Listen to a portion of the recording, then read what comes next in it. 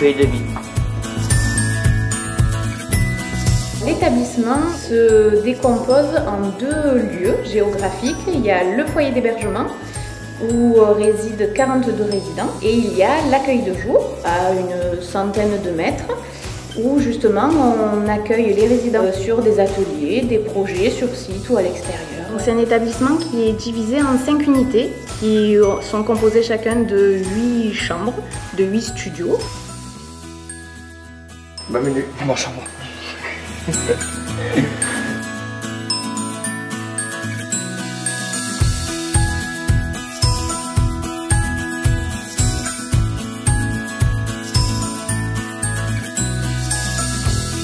Ben là, on prend notre temps, après moi je vais à la douche et après je vais avec des copains, on regarde des films, on regarde le foot, voilà. Tout au long de l'année, travaille sur ce site par unité, une maîtresse de maison qui est là vraiment pour s'occuper et pour veiller à la bonne fonction de tout ce qui concerne la vie quotidienne. Donc vraiment gérer tout ce qui est la cuisine, tout ce qui est le bien-être des résidents, les accompagner dans le rangement de leur chambre, tout ce qui est le côté vraiment quotidien.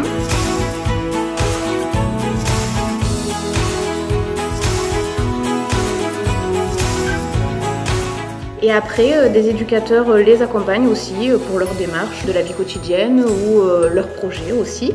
Donc éducateurs, aides médicaux spécialisés, moniteurs éducateurs et éducateurs spécialisés sur l'hébergement.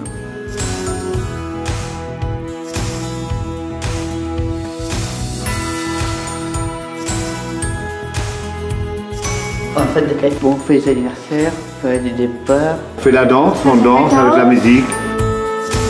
On joue des élections.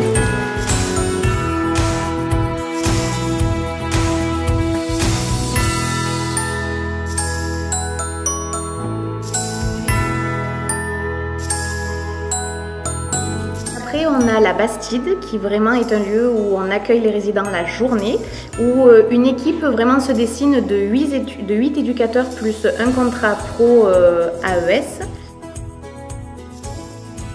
Bienvenue à la Boussinière.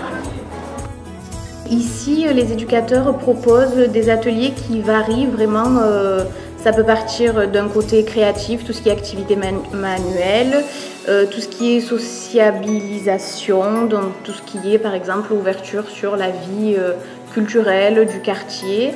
Après, on a tout ce qui est manuel, il y a du bricolage, du jardinage.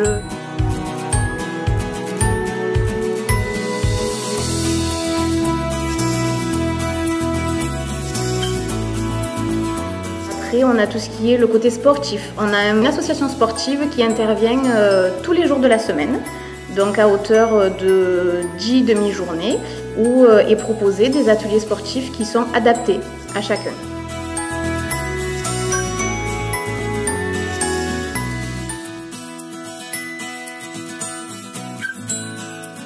On va planter beaucoup de légumes là. Là on va planter aussi. Là on n'a pas fini, on va arriver dans mon cul déjà. Et après, il y a vraiment tout ce qui est le côté estime de soi, bien-être, avec de l'esthétique, avec des groupes de parole, avec du théâtre. Après, il y a aussi tout ce qui est la zoothérapie, la médiation animale. Voilà, il y a un panel d'activités comme ça, et j'en oublie, où on essaye de leur faire découvrir et développer des capacités chez eux de manière diverse et variée.